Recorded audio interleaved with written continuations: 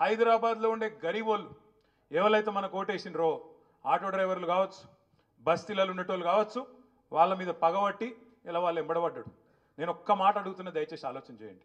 ఈ ముఖ్యమంత్రికి నిజంగానే చిత్తశుద్ధి ఉంటే, నిజాయితీ ఉంటే, వాళ్ళ అన్నగానికి ఒక న్యాయం ఉంటుంది, మరి గల్లీలలో గరీబోళ్ళు ఉండే గల్లీలలో ఉండే పేదవాళ్ళకు ఒక న్యాయం ఉంటుందా? వాళ్ళన్న తిరుపతి రెడ్డి మీ కాన్స్టిట్యున్సీలోనే ఉంటాడు.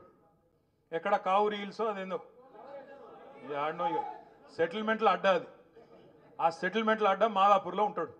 ఆడ ఉండి సెటిల్మెంట్లో అడ్డా నేను చెప్పలే, మీ పోయిన మీ ఎమ్మెల్యేనే చెప్పిండు నాకు. ఆ కథ కూడా చెప్తా ఒక్క నిమిషం. అయితే ఆ దుర్గం చెరువు ఎఫ్టీఎల్ పరిధిలో తిరుపతి రెడ్డి ఇల్లు కూడా ఉన్నది. తిరుపతి రెడ్డికేమో ఆయన ఇల్లు ముట్టుకోవాలంటే ఆడ చుట్టూ పోలీసు వాళ్ళు రక్షణ, ఆయనకు మొత్తం అంగరక్షణ, చుట్టూ మంది, బల్గం, అర్ధబలం, అంగబలం అన్నీ ఉన్నాయి. తిరుపతి రెడ్డి ముట్టాలంటే మరి అధికారి ఉంటాడా? ఊసిపోతాడు కదా. అందుకే తిరుపతి రెడ్డి ముట్టరు. ఏం చేస్తారు తిరుపతి రెడ్డికి?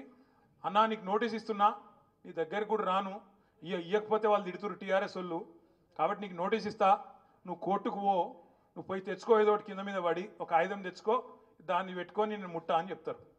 అదే గరీబ్ గాడు ఉన్నాడు అనుకో, తెల్లారి 3 గంటలకు బుల్డోజర్లు వస్తాయి ఇంటికి. పిల్లగాళ్ళకి వెళ్ళి మేము పుస్తకాలు తీసుకుంటాం సార్, మేము బడికోవాలంటే దయ ఉండదు. ఆడోళ్ళు మేమరే అన్నం ఉడకబెట్టిన మరి అయ్యా పక్క తీసుకుంటాం, బియ్యం పక్కకు తీసుకుంటామంటే దయ ఉండదు.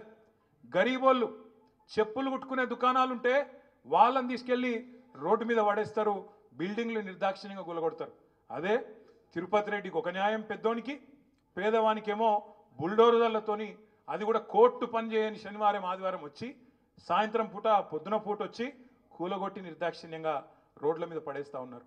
నేను ఒక్కటే అడుగుతా ఉన్నా, 10 ఏళ్ళు మనమేమో పాలిటిక్స్ ఆఫ్ కన్స్ట్రక్షన్ చేసినాం, మనం కన్స్ట్రక్షన్ చేసినాం, ఈయననేమో డిస్ట్రక్షన్ చేస్తాడు. మనం ఏం కన్స్ట్రక్షన్ చేసినాం? ఇప్పుడు అక్క చెప్పింది,